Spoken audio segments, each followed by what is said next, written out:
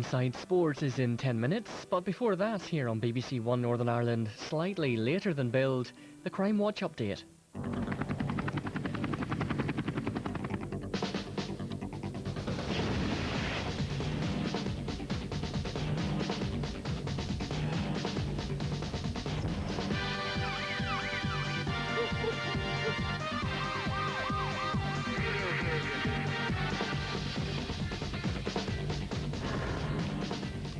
Hello, welcome back. The phone lines have been very busy, especially on our first case, in which a man who poses as a policeman to rob 82-year-old Margaret Breers. It was an attack that killed her, all for just £16.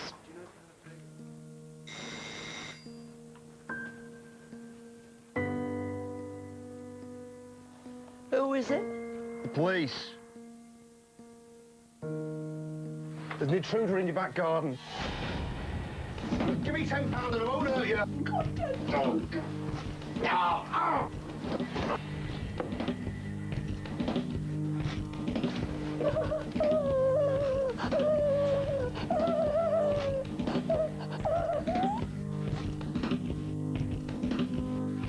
I said, please don't hurt me. I'm nearly 83. Please don't hurt me. Well, DI Chris Sefton is here. Good night. An excellent night, yeah. We've had a lot of very interesting calls, a couple of really interesting nominals who we can research when we go back. Yeah, very positive, we're very pleased. So plenty of calls, and interestingly, 2 of the calls have mentioned the same names, is that right? The same guy, yeah, that's happened on 2 occasions. Right. The people who we're very interested in, and as I say, we'll do a lot of research into this when we get back. We're really pleased. Great, and earlier when we were talking, we said this might hold the key, and we've had a cracking call on this. We've had an excellent call. You know, really, I can't believe it, really. So this is the money tin, just This is the money tin, yeah, and there's an individual who's rung us to say that not too far away from the scene, they've actually found a tin that looks exactly like that one. So what are you going to do? Well, we've got police officers going out there now as we speak. Tonight? Yeah, tonight, absolutely, yeah. We've rung the lady back. She's got it there ready for us. The officers are on the way as we And you'll speak. run forensics on that, Chris. Thanks very much. Great night. Thank you.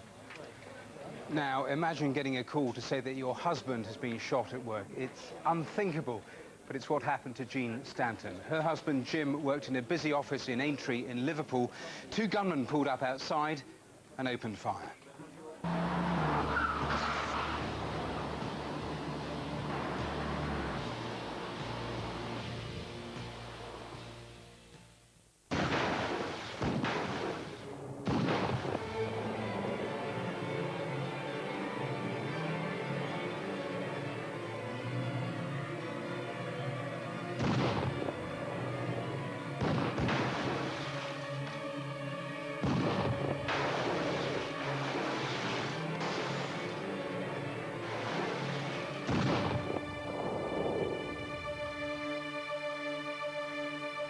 Well, I'm joined by DCI Dave Brunskill. What sort of response have you had tonight?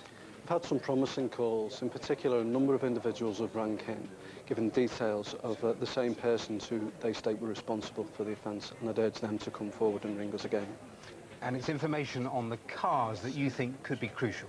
Yes, that's right. In particular, the Toyota Aventus, where was that kept before the murder and who was it passed on to? Also, the black Vauxhall Vectra, who was in that vehicle when it was seen in the Huyton area of Liverpool. And extreme violence used in this case, but a reminder, a big, big reward here.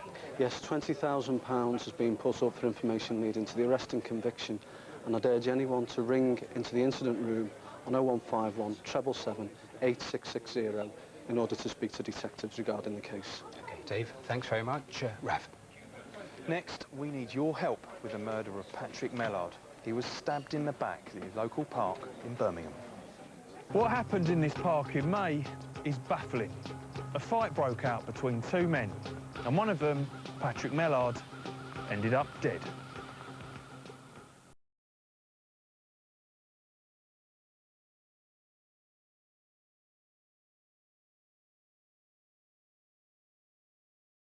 And I'm joined now by DA Neil Corrigan. Neil, what sort of response have you had tonight? Rav, we haven't had that many calls, and I really do urge the community, come forward, be as brave as Leonie, think of the Mellard family, come forward and help the police. That really is annoying because it was raining, but there was people out and about. I've been there. It's a busy park area, isn't it? It's a busy park area. It's an arterial route through the city. I'm confident that there would have been people passing by at that time of day. I do urge them, come forward, I'll support them any way I can, and we'll try and treat the information in the strictest confidence. You say you're going to support them, that there are going to be people, I'm sure, at home that must know something about this, but are too scared to come forward. Is there anything you can say that you can at least apply to do for them? Please make contact with us. If they want to do that anonymously to begin with, that's fine. There is now new legislation in place which will allow us to help witnesses in that way. Brilliant. Thank you very much and good luck with the appeal. Kirsty. Thanks, Trav. Now, earlier we appealed for your help to find Mary and her daughter Anna. You remember, little Anna's only 2 years old. She requires a lot of medical attention and care. She's not getting it right now. The authorities are very worried. Pretty good news. We've had a fair amount of calls, some good potential sightings in the relevant areas. So thanks to everyone who called in on that. Very, very helpful. Just got time to tell you about the CCTV now. We haven't had stacks of calls, which is slightly disappointing, but we showed you the Merseyside arson. These two guys here, we've had some good calls on them, a couple of calls actually naming exactly the same person involved in that torching of the minibus. Then we showed you the Prescott cash point thieves.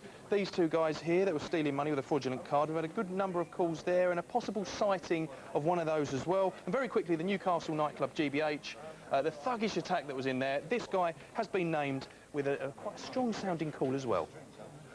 Right, our next case is one of the most bizarre we've featured. The victim, you'll remember, was 7 months pregnant. Halfway through the ordeal, her attacker stopped in mid-flow, asked her for a cup of coffee. Go and get me a cup of coffee. I can move. I said, go and get me a cup of coffee.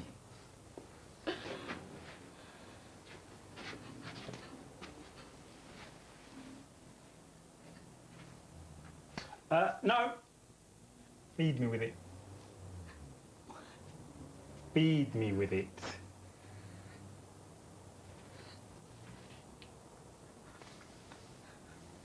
On second thoughts, put it back on the table. DS Gary Gornell, who's heading up the investigation, is with us. Really horrible attack, this one. Good response tonight? A very positive response, certainly, yeah. We've had a number of calls, a number of names have been forwarded to us, and obviously we're researching them now as we speak. While we've got the time and people's attention, let's just go through exactly what you know about the guy who perpetrated the attack, the important points. Yeah, he's a light-skinned black man, age approaching his 40s, with quite a vivid scar on his face, probably 5 to 7 centimetres. We think on the left cheek? Probably on his left cheek. The victim's not quite sure about that. Okay. English accent, as opposed to a foreign or an African accent. It was London accent, wasn't it? Yeah, that's right. Wearing a red body warmer. Yeah, I mean, this is really distinctive. Yeah. Body warmer, obviously, no arms, bright red. And also, was he carrying a red bag over his shoulder? He was carrying a red bag as he left, which had black straps. The victim described it as something maybe you take when you go camping. And the victim said he filled the doorway. He was a big guy. He's big. He's probably in excess of 6 foot, easily. Probably 6'2" to 6'4". OK, thanks very much, Gary. Quick update on my wall of shame. The first 4 were all involved in the kidnapping of the lorry driver and his load up in Yorkshire back in 2006. Let's go through them quickly. Annan Barr, James Healy, Neil Murphy and Darren O'Flaherty. All of those, we've had calls now, a handful in fact, one of which I'm told is very, very interesting. Then number 7, this guy here, Abdi Shakur Gakau.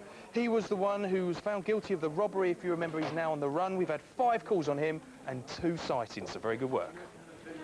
Busy old night. You can find all tonight's cases on our website at bbc.co.uk/crimewatch. If you've been a victim of crime, the victim support line is 0845 30 30 900. Crimewatch can be back on Wednesday, the 19th of November. From the production team and the detectives here, thanks so much for your calls. Until next time, bye-bye.